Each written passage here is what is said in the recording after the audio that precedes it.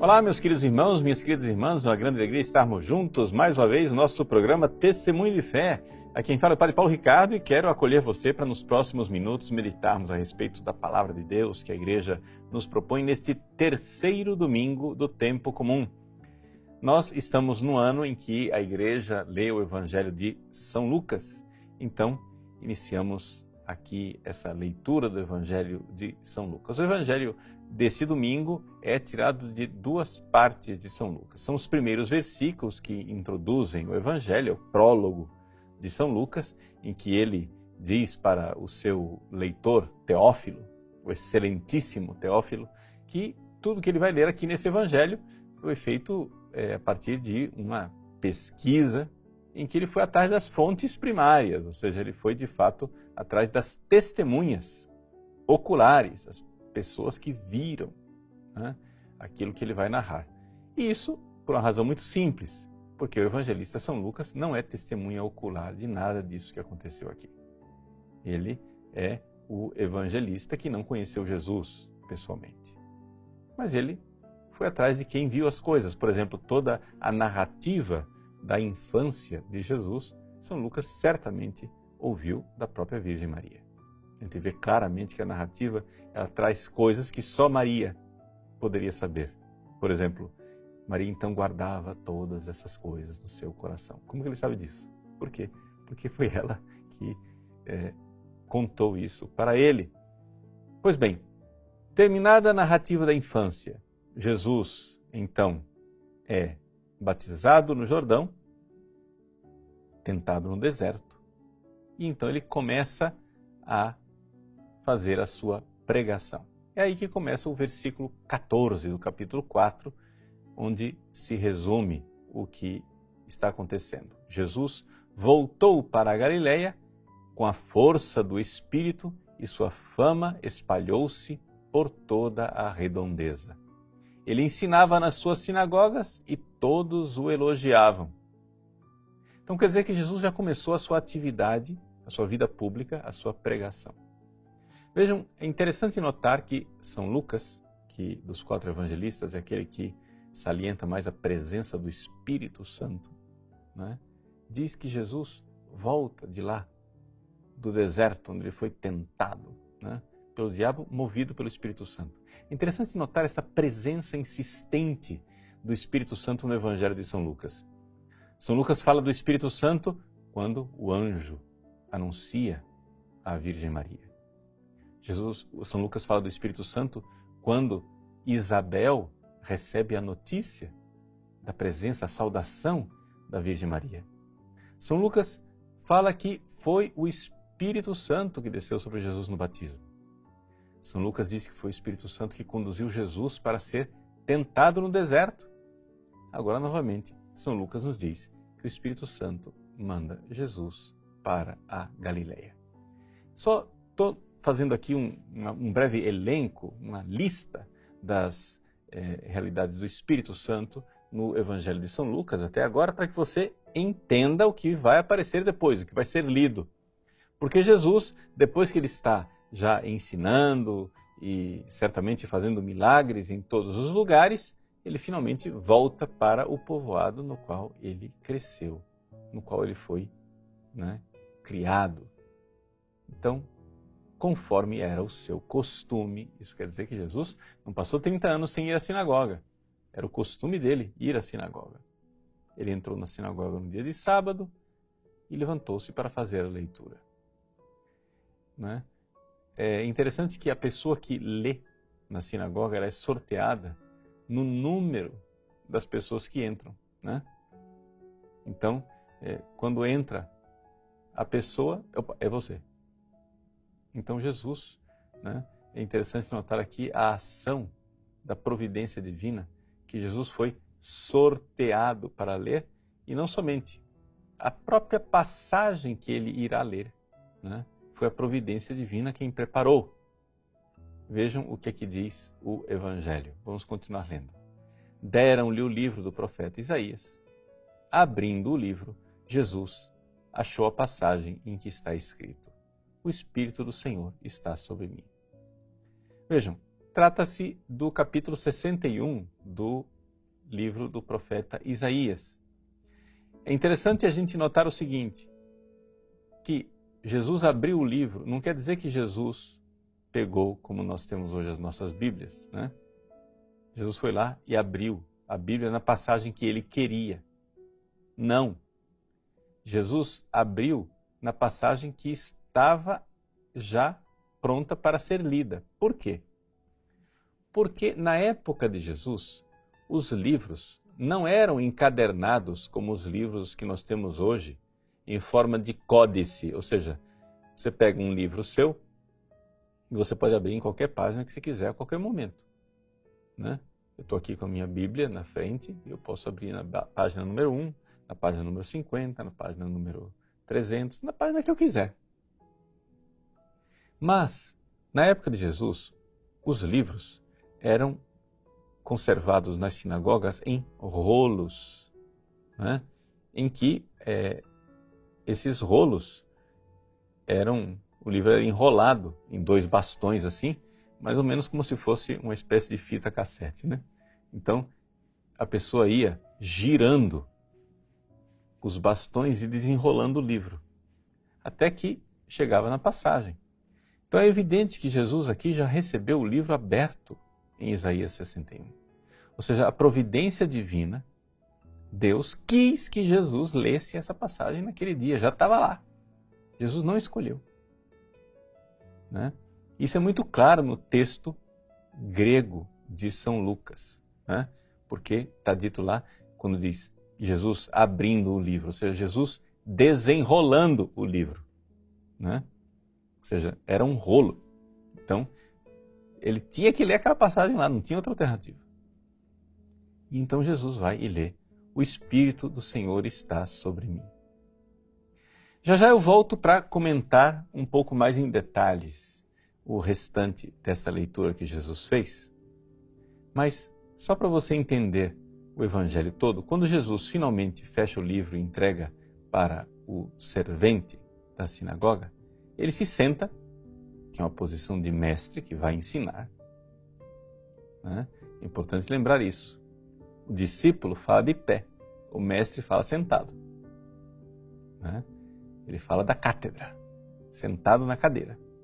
Jesus se senta e todo mundo tinha os olhos fixos nele, na sinagoga.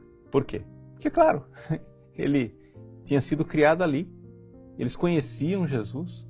No entanto, agora de repente, volta para Nazaré um Jesus que eles nunca tinham ouvido falar, um Jesus que era pregador, um Jesus que fazia milagres, né?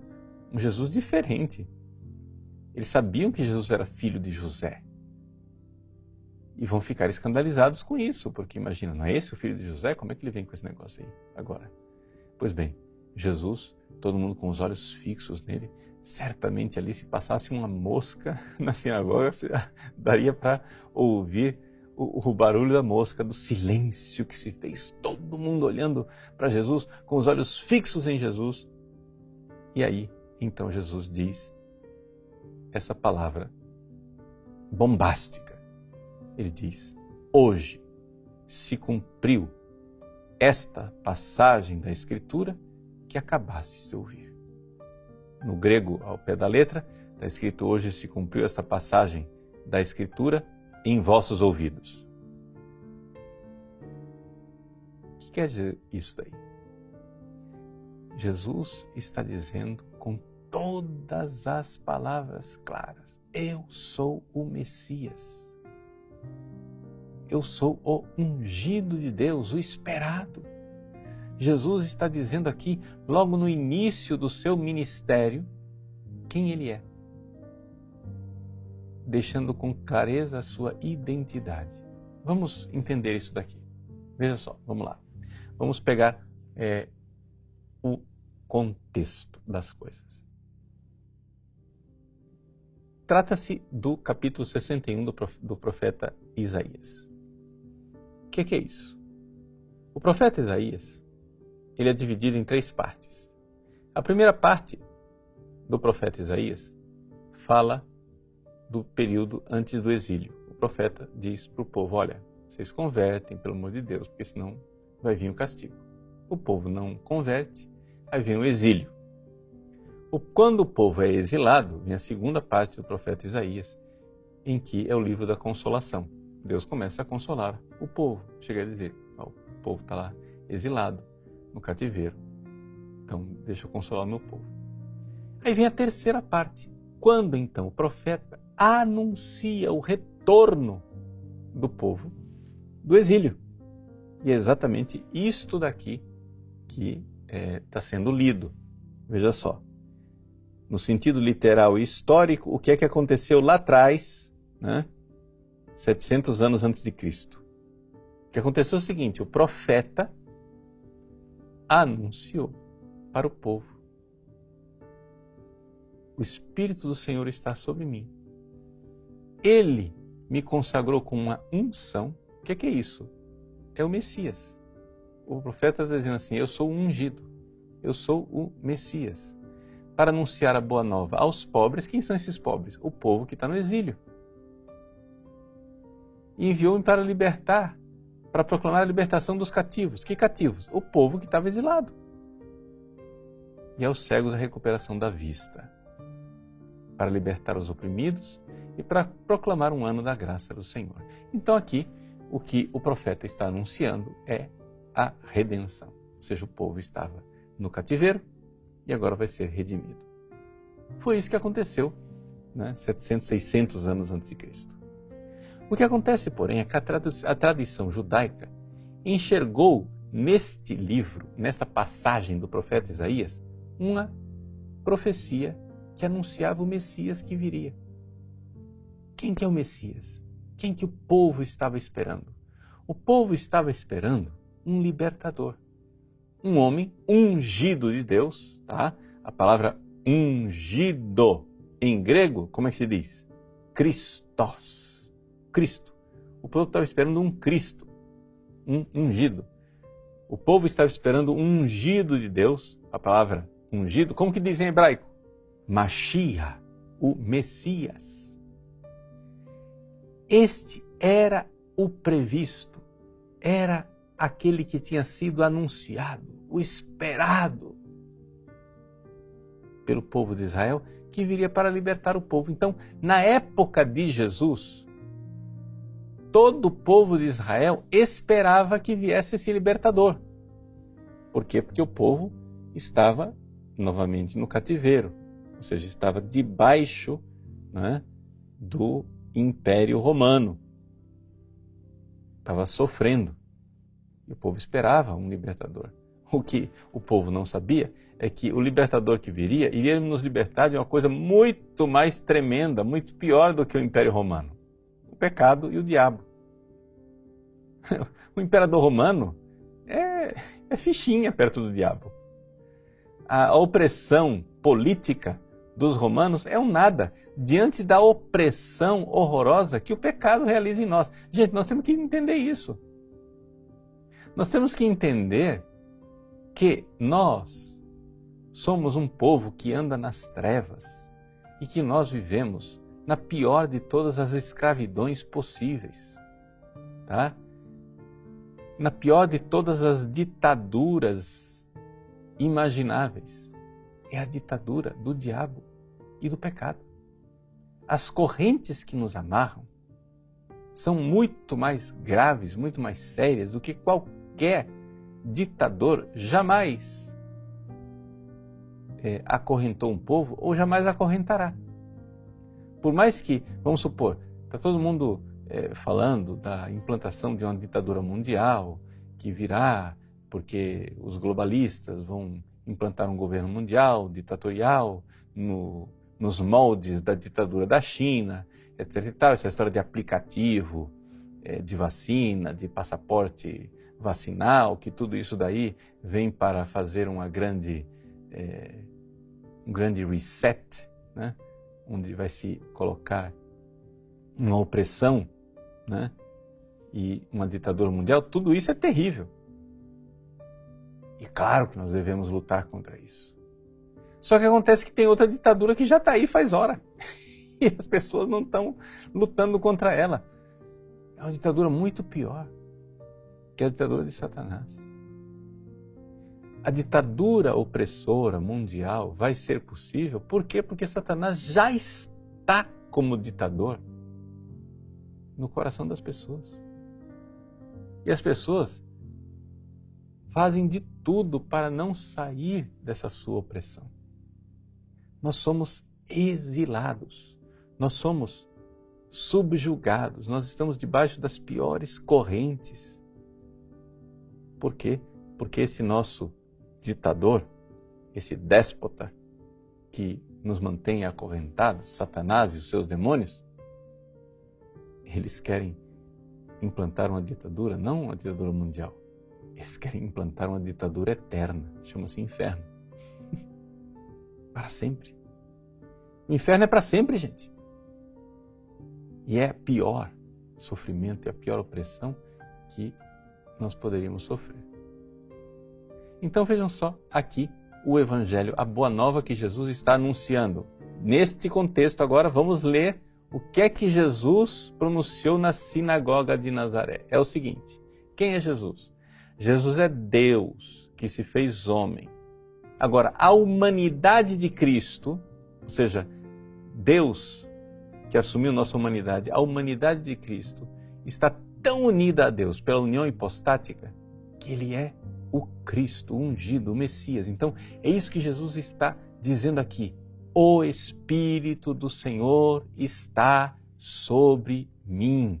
É isto que o profeta Isaías anuncia, né? Ruach Adonai Elai. Ou seja, o Espírito do Senhor está em mim. Alai. Isso daqui, gente, é muito importante, muito profundo. O Espírito do Senhor está em Jesus porque Ele é o próprio Deus. Ele é o Messias. E é evidente que isto é um escândalo para os nazarenos, para os habitantes de Nazaré. Como pode ser que esse menino que nós vimos brincando em nossas ruas, o filho do carpinteiro, como que ele pode ser o Messias? Foi ele quem fez a porta lá de casa, foi ele quem fez a mesa que está lá em casa, foi ele quem fez aquela cadeira. Ele passou aqui 30 anos, vindo à sinagoga todos os sábados, nunca abriu a boca. De onde vem essa sabedoria agora? De onde vem essa coisa de que ele é o Messias? E, no entanto, Jesus é o Messias. E ele é o Messias, é Deus que se fez homem e revestiu esta humanidade de Cristo com uma unção para quê? Para anunciar a boa nova, o Evangelho, a boa nova aos pobres. Pobres de quê? Pobres espiritualmente. Pobres porque desprovidos da graça. Deixa eu dizer, eu vim dar boa notícia aos desgraçados. Aos desgraçados. Nós somos os desgraçados. Nós somos os escravos de Satanás no pecado, desgraçados que ele veio anunciar a boa nova. Ele veio para proclamar a libertação aos cativos, aqueles que estão oprimidos pelo pecado, por Satanás. E aqui ele diz uma coisa que não está no original hebraico. E aos cegos a recuperação da vista. Ou seja, ele veio para nos dar a fé. Nós que estávamos sem fé. Veio nos dar a visão. Libertar os oprimidos. Né? Aquelas pessoas que têm um coração que é contrito. Então, esta é a realidade que ele veio proclamar. Ele veio nos dar tudo isto. Jesus, portanto, está dizendo, hoje se cumpriu esta passagem da Escritura. Meus queridos, uma grande alegria para nós saber que de fato nós temos um Salvador. Mas a grande miséria da humanidade é que ela não se acha necessitada de um Salvador. O povo da sinagoga de Nazaré, há 2000 anos atrás, quando Jesus leu essa passagem, era um povo que esperava um Salvador. E eles rejeitaram Jesus porque não combinava com a ideia de Salvador que eles tinham na cabeça. Nós estamos numa situação bem pior, porque nós nem sequer esperamos um Salvador. Nós nem sequer nos damos conta de que estamos oprimidos, que estamos verdadeiramente acorrentados debaixo de uma ditadura das mais tremendas. Jesus vem e vem para nos libertar. Essa é a verdadeira teologia da libertação, aquela que nos liberta do pecado. Jesus vem para nos resgatar. E esse resgate significa o seguinte, gente: você não nasceu para ser egoísta, você nasceu para amar. A gente vê tantas e tantas pregações dentro da igreja, onde as pessoas dizem assim: não, imagina, não precisa dessa visão negativa, porque Deus é amor, Deus é bom, Deus é misericórdia, não sei o que, etc e tal. Aí quando você vai ver a vida dessas pessoas, é a vida de quem se acomodou em não amar. Ou seja, Deus é amor, então eu não preciso amar. Eu posso ser egoísta, mentiroso, sem vergonha, trapaceiro, impuro, adúltero. Como assim Deus é amor e você é esse tipo de escória? Não, Deus é amor e Ele vem para libertar você da escravidão do pecado, sair do egoísmo mesmo. Você precisa entender isso, que se Deus é amor, você precisa ser amor também. Você precisa sair desse seu egoísmo. Como é que Deus é o Deus da libertação e você é um secaz da escravidão mais imunda e mais porca, do tipo de egoísmo, de impureza, de dependência do sexo, da mentira, do dinheiro, dos prazeres mundanos? Como é que Deus é libertação e você, que diz que segue a libertação, vive nesse tipo de escravidão nojenta? Não, Jesus veio para anunciar a boa nova. E veio, portanto, para mudar a sua vida, veio para incomodar você. Mas não é possível você abraçar a libertação que Cristo vem trazer se você não se der conta que precisa ser salvo, que precisa de um Salvador. Que a graça de Cristo toque o seu coração e que verdadeiramente aconteça isto que está profetizado aqui e que foi lido na sinagoga de Nazaré. Que o Espírito do Senhor esteja sobre você, que você receba esta iluminação interior de enxergar. Chega de ser egoísta, chega de ser pecador, chega de estar mancomunado com a pior espécie de gente que rejeita Cristo e que rejeita o seu Evangelho. Vamos lá, vamos abraçar aquele que vem para nos salvar. Não interessa se o povo de Nazaré vai nos rejeitar e vai querer nos expulsar.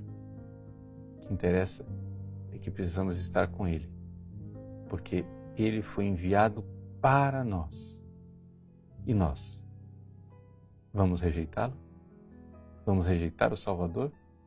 Não. Precisamos aceitar o seu Evangelho. Um Evangelho que incomoda, que nos desafia, que pede mudança de vida.